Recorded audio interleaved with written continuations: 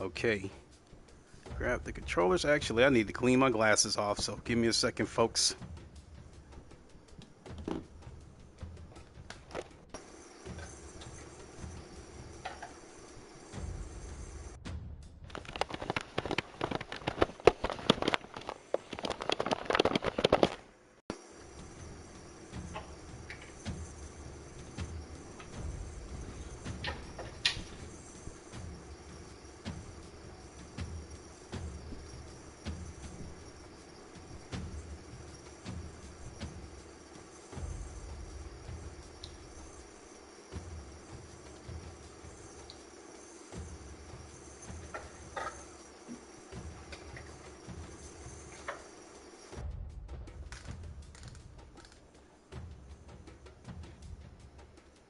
That's better. All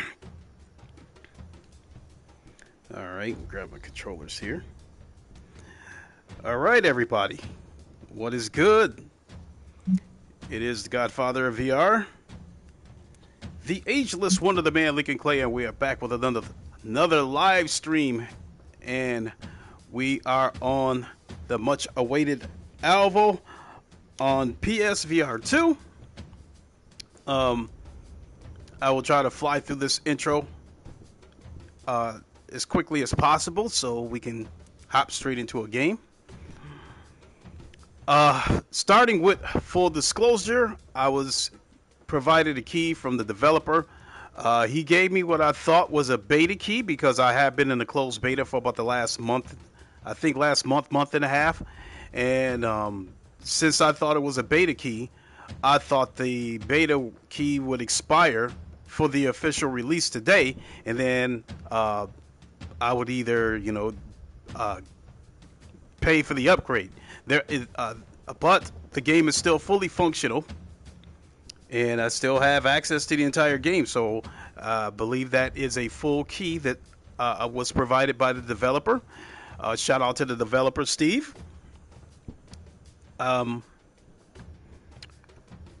So I was about to say something else. Oh, so Alvo. This game retails for $20, and for those of you who have Alvo on the original PSVR 1, it is only a $5 upgrade path. So you pay $5 to have Alvo on PSVR 2, which I think is well worth it. And I think the $20 asking price for those of you who do not have the game, I still think it is a great value. So, excuse me. A really quick history about this game. I believe this game was announced for PSVR on the original PSVR back in 2017, I believe. And I think out of all the shooter games that was announced, well, or at least that we thought were coming to PSVR, I believe this was the first one. Then I believe there was Firewall, and then Zero Caliber, which I think had a different name at the time. I think these games were all slated to make it to PSVR 2. In the case of Alvo specifically, production was canceled because they lost funding. In steps Steve, who invested in the game, and production or development resumed, and now the game is a reality. This game has gone through numerous upgrades throughout the past couple of years. When this game first came out on the PlayStation VR, it was geared towards the aim controller, which meant an auto reload. Since you're using the aim controller, one button push and automatic reload, the animation, what have you. This game is of manual reloads. The developer understood as they were going to bring this game to other platforms that they would need manual reloading because that's what the hardcore people want on PC. So this game has manual reloading. This game also has a progression system. I've taken an extensive look at this version versus the Quest version, And the PSVR 2 version is definitely sharper than the Quest version. Looks nice so far. Yes, it does. And the PSVR 2 version, I believe, has more textures, less aliasing. There's virtually no aliasing in this game. And I would even look up at that flower pot on the Quest version of it. That plant holder, the plants themselves wasn't as detailed. So, and I believe this game also has dynamic lighting and shadows. So there's a night map on here that I think looks really good. It's a construction map at night. And I hate to throw this in, but this game was exactly as advertised. It was not marketed as one game, and then what we got was something different. This game is exactly as advertised. This is basically a port to PSVR 2, with a couple of enhancements. And on Twitter, as well as I think in the Discord vlog, they did show us a roadmap for the next year. This game is slated to come to Steam in the next 3 or 4 months. There's another map plan, some resolution upscaling, and I think there might be like a couple of more weapons planned in this game. And I will also tell you from my time playing in the beta, they did it right. This game runs buttery smooth. Unlike the situation with some of these other games that's been broken at launch, I'm sorry to take a shot at them like that, but it is what it is. This game is cross-play across all formats, except for Steam, which the Steam version will be coming out, or the PC version, as I will call it, will be coming out within the next few months. I'm thinking within the next 2 or 3 months, the Steam version will be out, and then this game will be full cross-play across all platforms. This game is cross-play currently right now with PSVR 1, with Quest 2, Quest Pro, Pico 3, Pico 4, and as I'm playing here, PSVR 2. And once the Steam version comes out here in a couple of months, that will be cross-play as well. So I think when you factor in all those platforms, I think Alvo will have the biggest user base out of all shooters in VR, because the net has been cast so wide. And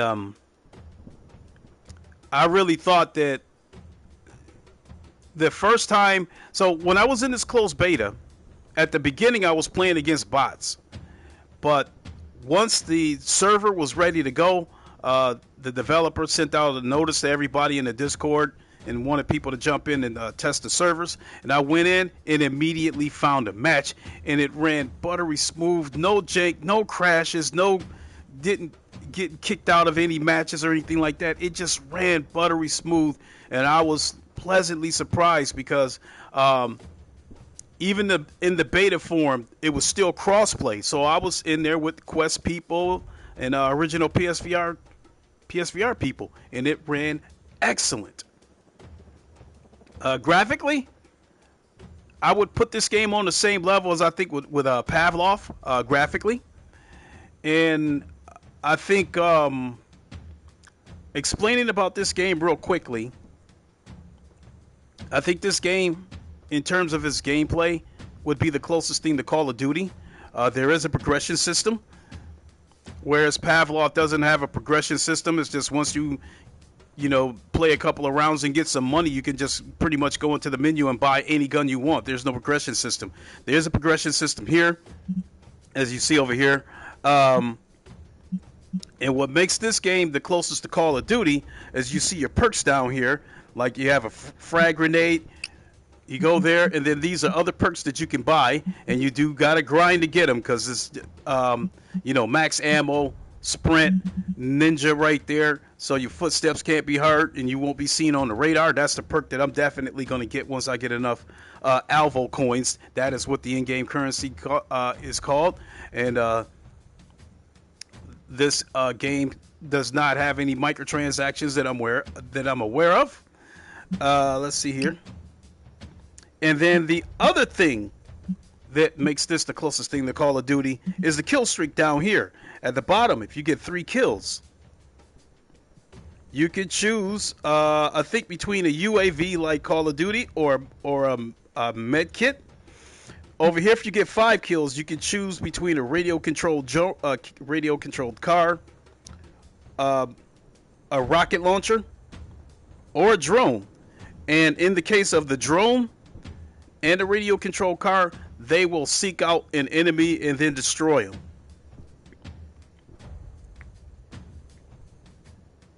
So, and then over here, and this is what, in my opinion, really made it the closest thing to Call of Duty, is for 7 kills, you can unleash dogs. It'll be 3 German Shepherds running around, and they don't just kill one person. They pretty much kill everybody until the timer runs out for that perk, or I mean for that kill streak, or until you kill the dogs. You can kill the dogs. Also, for a 7 kill streak, there is a turret that will pretty much lock on to anything and kill it. So definitely like that. There's attachments that you can buy for your gun.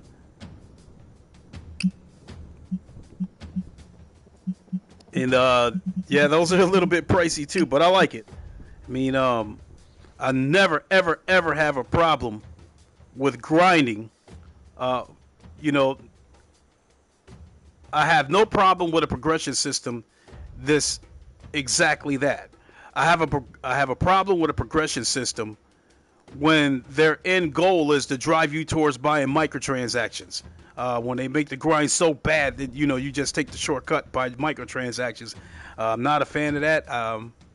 So, also you got skins.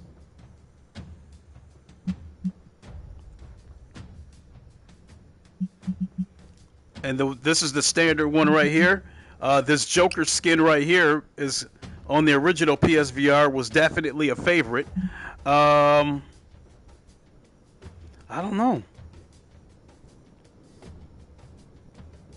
but I think I want a different. I think I want a different skin. Here's a couple that's locked. Yeah, I think I want a different skin.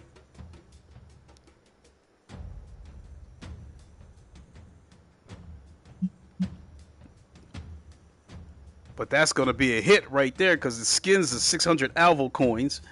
That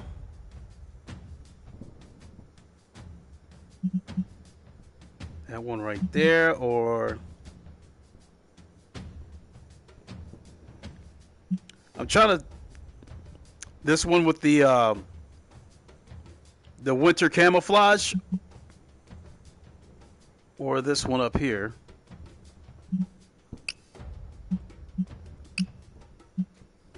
All right, that's what we did.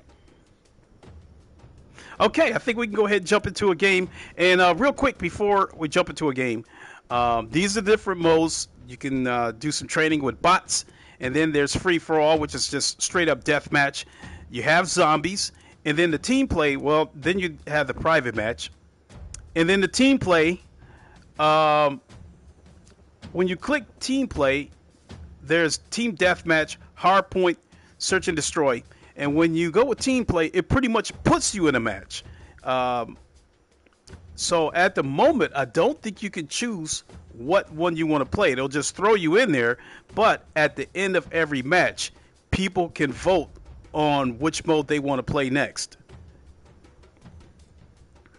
So now I think now that we've got all that explained, I think we can go ahead and jump into a match. And you guys will see how buttery smooth this runs. Let me stand up.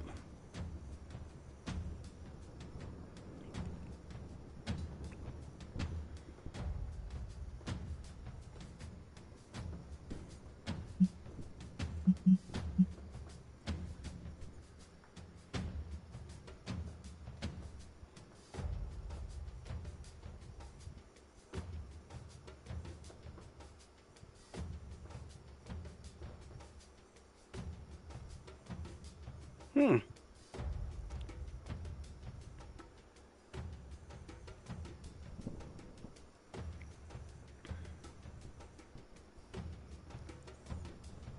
Now it's never taken this long to find a game, so um, I'm wondering if that's a sign that the beta did expire. Which, if the beta expired, wouldn't be a big deal. I'll pay the $5 for the upgrade path. But no, on the day that I'm streaming it, it's taking a little bit.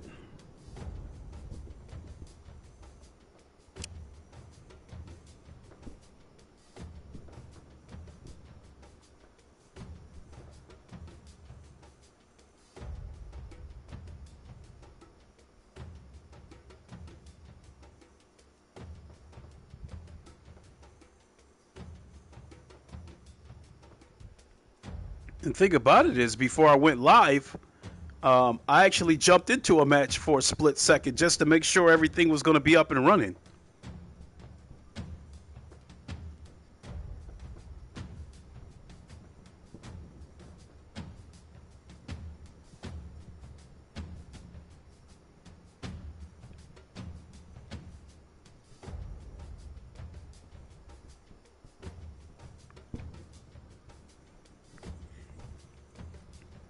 So, wow, looks like I might have to shut this stream down and just to make sure, I'll go into the PlayStation Store and pay the upgrade path, and then come right back.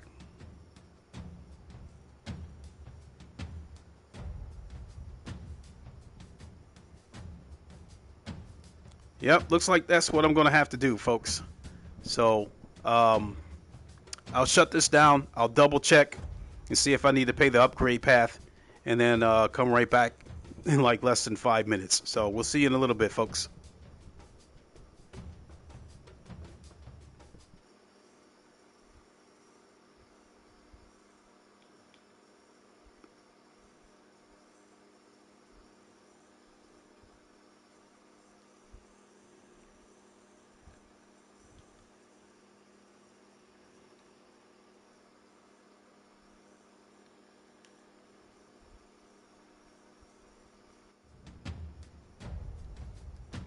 Okay. Here we go.